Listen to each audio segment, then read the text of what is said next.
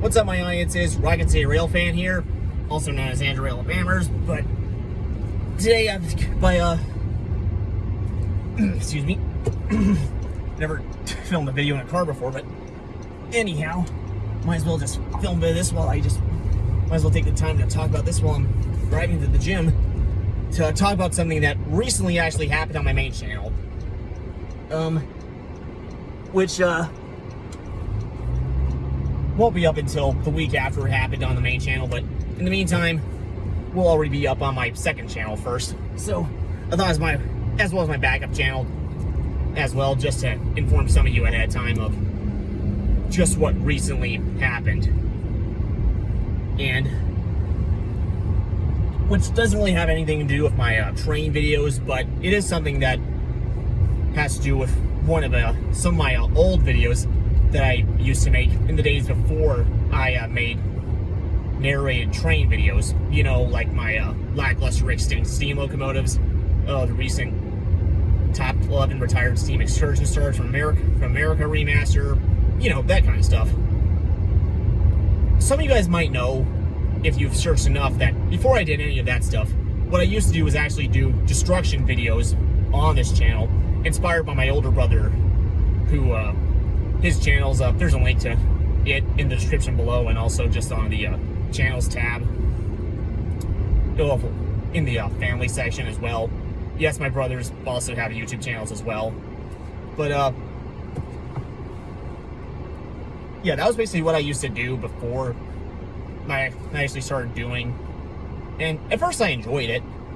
And by the way, I've actually been doing this destruction video stuff since September of 2015. But as time moved on and I started coming up with new ideas, though, I started running out of ideas, though, as time went on, especially in the later half of the 2010s, especially as I actually started maturing and started going to more serious schools. So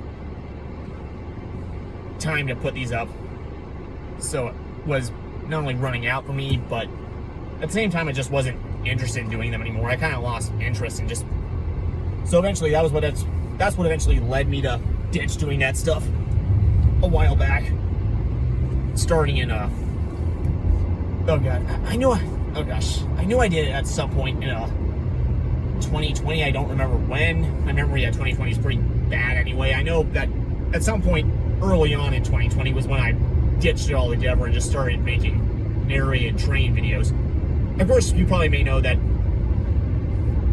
in addition, I was also making World of Warships videos, which is just regular gaming videos and all that, but I kind of stopped doing that as well because just kind of left off the hook, though I still did it for a while. But also just showing off my Lego train mocks as well, which occasionally I still do. So it was kind of already shifting me into the category of being another railroad YouTuber, though not on the scale of people like Amtrak Guy 365 or Thunderbolt 1000 Siren Productions, Christopher Kovacs, and many more. So this probably comes as no surprise too that eventually over time I kind of started neglecting these videos, and because, well, they barely pulled off views. Like, most of them probably don't even pull maybe 20 views or even 100, as opposed to some of my more memorable miniature train documentaries and other train stuff I've done. Heck, even less views than any of my rail fanning videos. But the problem is, though, the YouTube algorithm, especially with the new CEOs, has been changing a lot. And this has actually posed a problem for some of my old videos, because you probably know that I don't take them down, or at least choose not to just get rid of all of them at once. I prefer to keep them there just to remind you of what my channel used to be like before I became what I was rather well known to be. You know, for like things like Garbage on the Rails, aka, you know, the nostalgic critic if he was a rail fan. But the problem is, though, the YouTube algorithm has recently been subjugating them to new guideline violations. And now this is what actually allows me to get on to just what happened on my main channel, which, as of the filming of this video, which is June 8th of 2023, it happened 2 days ago. So a video from 7 years ago. Yeah, it was 2016. Titled "Bushman Spear Shack Fail." Recently, actually got removed by YouTube, and also got me subjugated to a guideline strike. And they didn't make it clear why, apart from the fact that it was not friendly to children audiences, even though it wasn't really intended for children anyway. But they automatically marked it off, because some of you people that actually have channels may know that nowadays when you upload videos, you're basically required to ask before you can even just publish them for good. There's this thing that asks if it's meant for kids or if it's not meant for kids, and then within the not meant for kids option, there's also another sub option to not restrict. That gives you the decision to decide whether you want to restrict your viewers to 18 and above. But for my older videos though, because they were made before that setting had come up, that meant basically none of those were selected. It was a little bit of a glitch, and so it made whatever took it down, perhaps a YouTube bot or maybe some YouTube employee who decided to sweep it off, unsure, and presumably automatically marked it as something that was presumably meant to be kid friendly, because I guess so, because they've kind of gotten memed for that lately. And and the consequence of that, well, it hasn't affected the channel, but I can't post anything for a week, or at least from that date. I can't post for 5 days now, which is ridiculous. So, hence why I've been actually announcing this stuff on my backup channel and my second channel as well, titled Andrew Al Extras. I mean, I probably gotta change that name up a bit or something, or maybe I'll just leave it the way it is, just to remind you of another past name I used. But this is a problem because these videos barely pull any views, and I actually tried to tried to appeal to YouTube, telling them that it was never meant for kids anyway, and that my old videos barely pull views anymore. It's like no one has actually watched them for years and years ever since they put up, but they almost instantly shot me down, and so now I just have to wait.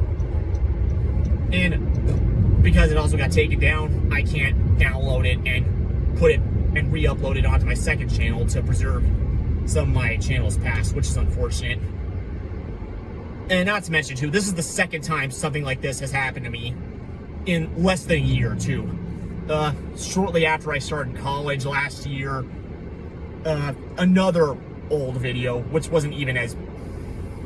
probably wouldn't have even looked as a kid threatening as the Spear Shaft video, which is basically me, basically in which Spear Shaft breaks while I'm cutting cardboard with it, and somehow,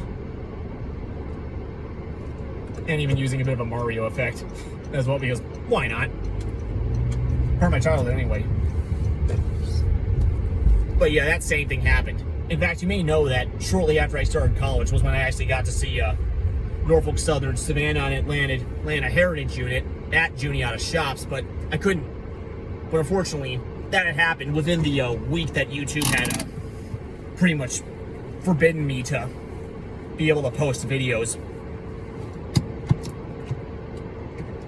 due to that recent guideline strike from that old video. I don't remember what it was.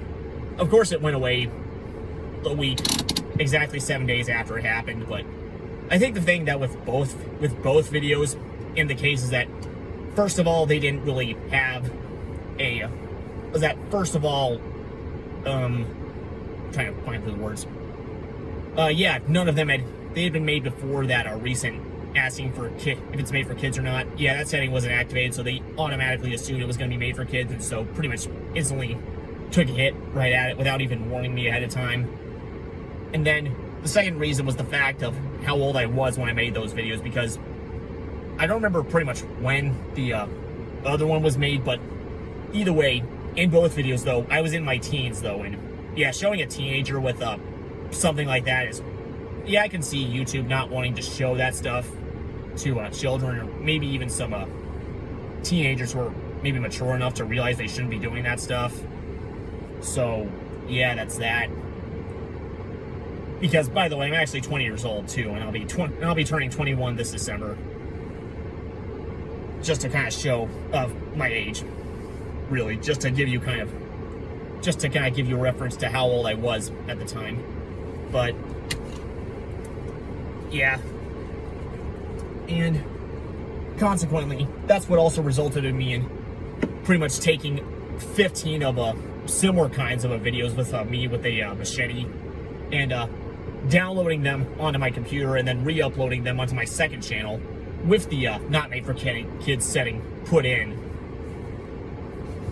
and then just taking them off my main channel just so that they wouldn't. Yeah, you get the point. So that way, if the second channel versions did run into a guideline strike, it would be the second channel that would be affected and not the more fragile main channel. Yeah, and so that's that. But if this does happen again, then unfortunately I am going to have unfortunately amp up the security a bit by restricting some of my old videos, particularly the ones with blades involved, to 18 plus. But not to mention too, I got so terrified at first that I even deleted some of them for good without downloading them onto my computer and all that, just to keep both channels safe. I doubt though that my first ever video I ever put up on YouTube is ever gonna fall victim, but I just hope the other videos don't fall though, because unfortunately ever since these guideline strikes became an issue, several of my old videos have just been trimmed out, all to just prevent them from falling victim to guideline strikes and possibly destroying my channel for good. Yeah. And I don't think I'd just be verbally strong enough to make a good appeal to bring my channel back up if it got somehow terminated for too many guideline strikes in a row. But anyway, I actually still want these videos to stay up rather than fall victim, because I'd rather not, because effectively they'd be being lost to history. Effectively, they just got taken down like that. Effectively, they're being lost to history. My old videos of what I used to do, which is an integral part of my channel's past history, is essentially being lost to history, all because of new ridiculous YouTube guidelines. And it's also even happened to my older brother with a few of his videos for some reason, some time ago. Okay, well, I'm out of the gym now. Had to take a pause on that, and while I'm going back, I might as well just update on a few more things that have been going on with the channel and live as well, just to keep you tuned with what's going on. But yeah, I didn't mention this too, but I should have been a little more, or rather, should have been a little more specific. But because of the guideline strike caused by that old video that wasn't properly looked after enough, even though the algorithm was kind of being a little stupid. Yeah, that means I also can't just make, these photo posts or text posts that are not in the form of videos. So yeah, that's why I also can't update you guys with what's going on. So at least on the main channel. So which is why I might as well just do this in a video form on the second channel and the backup one as well. But my math class for this summer, college math class, specifically different hues. Yeah, that's it's starting to get amped up now, so it's gonna make it even harder for video production to just keep up. I am currently working on a new video. It's something a little different, just something I came up with entirely, and thought, let's give this a try. So it's currently in the works, though it has been stalled lately. First, I was just having trouble just trying to nail my lines properly, just to make my voice strong and, easy to listen to and all that. Because you've probably noticed too that because it just happens with the kind of voice I have and just how I talk too. Whenever I'm having to just have a rather still voice for stuff like most normal videos, like mentions of Pierre Marquette or top 10s or whatever, yeah, it's kind of hard for me to nail my lines, but also try to make myself make the recording sound natural, you know, not just reading like in my old videos and all that. Not to mention too, just trying to readjust to doing it again, because of course I haven't been doing that stuff in months, thanks to college and all that, let alone at the more still level that, yeah, I've somewhat tried to implement in Garbage on the Rails episodes, whereas those I don't screw up my lines as often because I just have kind of a freedom to be a little more,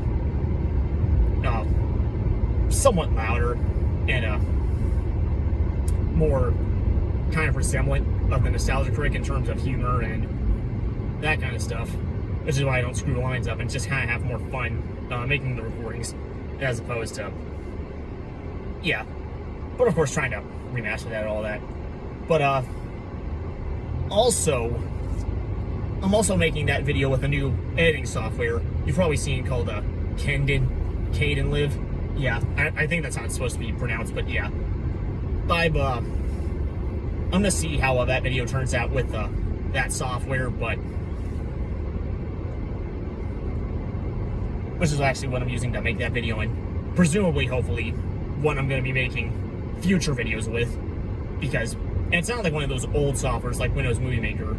It's one of those newer softwares used for more professional kind of things, and even some professional content creators as well, that allows you to overlay images on the screen. Movie Maker, you can't do that, but also just has a more complex array of effects and all that. But yeah, trying to start a new video with that one, it's taking a bit of time to get used to, so not just put together, but yeah, at least the one advantage to this is that at least I can actually is some efficiency, particularly with getting the voice recordings in. Whereas with Movie Maker, I'd have to do a bit of assembling beforehand. You know, just that when I did do the assembling, yeah, I wouldn't have to clean up a huge mess. But with that Kdenlive, I can pretty much make as many voice recordings as I want to and put them in without having to need to worry too much about having to clean them up once I get the video in, once I start putting the photos and videos in. But also the main problem too that I also is mainly just how Movie Maker has been rendering my audio quality, really. After doing a bit of tests, I've determined that it's really not the microphone that's the issue, because I know that's a good microphone, way better than the one that I used for, say, my ATSF2 1010.2 video. That one was kind of terrible. It sounded like I was talking underwater or something. But I know there's a setting in Movie Maker to turn off those things in it that speed up video editing, but at the cost of diluting video quality. Well, even with those turned off and my microphone put on its highest settings, Movie Maker has continuously been diluting the audio quality of voice recordings.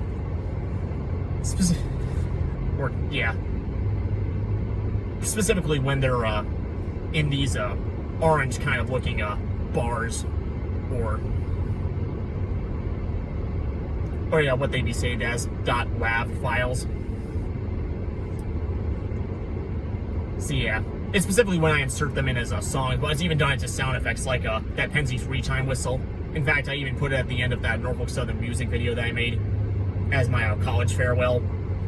Well, that one got diluted, but when I did the same thing in Kdenlive, it didn't dilute at all. And hopefully with Kdenlive, when the video is finished, and future videos as well, it won't dilute the audio quality of voice recordings, which supposedly has become a bit of a subject of has become subjected to a few complaints about audio quality, especially in the K5 video. But I think it was really more just the clips of me in Pennsylvania not doing voiceover, just to try something a little different. But even then, still, it has been disturbing me for a while. It's been bothering me since as far back as my Baldwin Centipede video, and especially got me really annoyed with my S1 video remaster. So, and I even tested it on a iPhone clip. I don't know if that made it any better or something, or you know. But in addition to, I've recently also acquired a new camera as well. It's a Sony Alpha 2 from Best Buy. Something that was in my budget as well. And which I've already done some few test videos as well. And I am planning to use that in future videos, particularly shooting out when I go out shooting a video of trains too. Probably won't be doing it too often this summer, not just because of classes, but also it's just my hometown. Whereas Altoona, whenever you go out spotting trains, usually you're pretty much guaranteed to see at least one within the span of like 45 minutes, something like that, depending on what's been happening, depending on what's just been going on with it, and you know, not to mention precision schedule railroading. But as some of you guys may know too, and what the name and what my new nickname would imply, that I'm in Huntsville, Alabama, which is really not much of a rail hub itself. So I have had days where sometimes I've gotten a few trains out, where I have been lucky to see a few trains when going out watching trains, and some where I just never at all. But even still though, like even on the times when I was lucky though, I was like away for like up to 5 hours and only like 2 to 3 trains came in. Whereas in a rail hub like Altoona, I would have seen probably 40, 50, something like that. But yeah. And there's a little tourist railroad up here, specifically the North Alabama Railroad Museum. I even filmed a few clips there last summer, particularly the one with those BNSF SD70 Aces at the lead, climbing the little gradient, and as well with the two ex-Norfolk and Western, ex-Southern SD40-2s, now with Norfolk Southern. But there will be a few times though where I will have a chance to go and test that new camera out as well. The settings might not be the same as what I do with my iPhone, because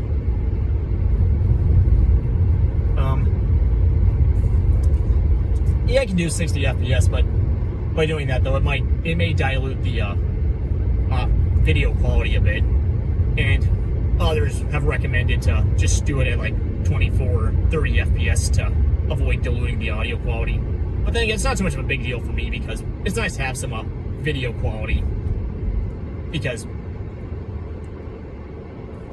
I can shoot 60 FPS on my iPhone SE just fine and have pretty reasonably crisp 1080p video audio quality. So I might be putting it to the, we'll see.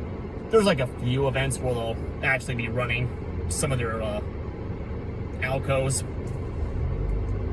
but this summer, at least while I'm still in town before I head back out to Altoona for my second year or so. But yeah, that's basically just all the updates that's going on. So hopefully, yeah, hopefully my videos don't get subjugated to too many more guideline strikes from the ridiculous new algorithm and all that, and hopefully I can get my head back in the game with the video making and all that.